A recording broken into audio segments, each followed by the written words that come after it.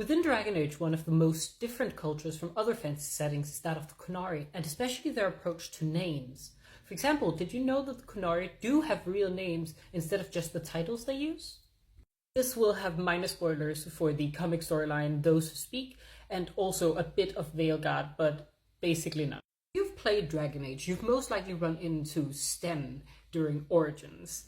Sten, of course, being a name or a rank within the Antam, the body or the military unit of the Qunari culture. So if you've also played Dragon Age 2, you would know that we kill the Arishok during that game. And of course, the Arishok is the head of the Antam, one of the triumvirate of the Qunari culture, and someone had to take up that role. But who took up that role? Well, it's none other than Sten from Origins. This is him during Those Who Speak, after he has become Arishok. He tells Alistair during this that his name is no longer Sten, for he is no longer Sten. It is no longer who he is Arishok. This is of course in line with what he says to Severin when Severin asks him in Origins, "Why then do you call yourself Sten?" "It is who I am," he responds. And another character that we meet throughout Those Who Speak also explains this to us. We'll get into her in a second, but she says, to call a thing by its name is to know its reason in the world. To call a thing falsely is to put out one's own eye. Another character that a lot of people are familiar with is the Iron Bull, who admits that his name isn't the Iron Bull. It is simply a name he has taken to make it easier to communicate with people who use the king's tongue throughout the world.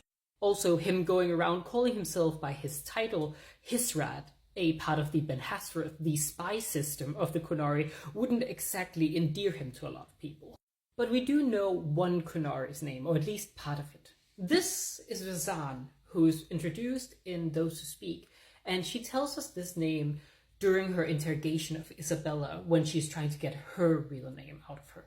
Now, Razan here tells us that the Qunari Tamasaran, as they raise children, give them a name, but this name is very long, it's convoluted, and it's hard to pronounce for those who don't speak Kunlat fluently.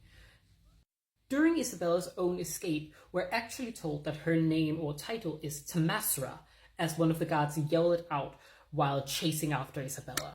With this, we can then look at what Mary Kirby, one of the writers for Dragon Age, Sten and the Qunari culture specifically, tells us a Qunari name would be.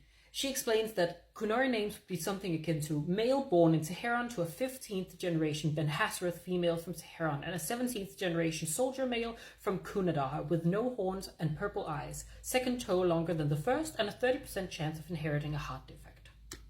This name is a set of encoded genealogical information that they use for record keeping.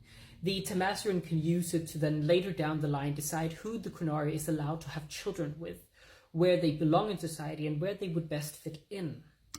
It's why most Qunari no longer use their name. Characters like Talus, the Iron Bull, or Hisrad, Sten, Arishok, and so on use titles because it is a better descriptor of who they are within their society than the name they were given. Now, that doesn't mean that everyone calls them by their title. Of course, there are separate words, for example, terms of endearment, like Tama, that some children decide to call the Tamasaran that raises them, or Kadan, one who is close to your chest or to your heart.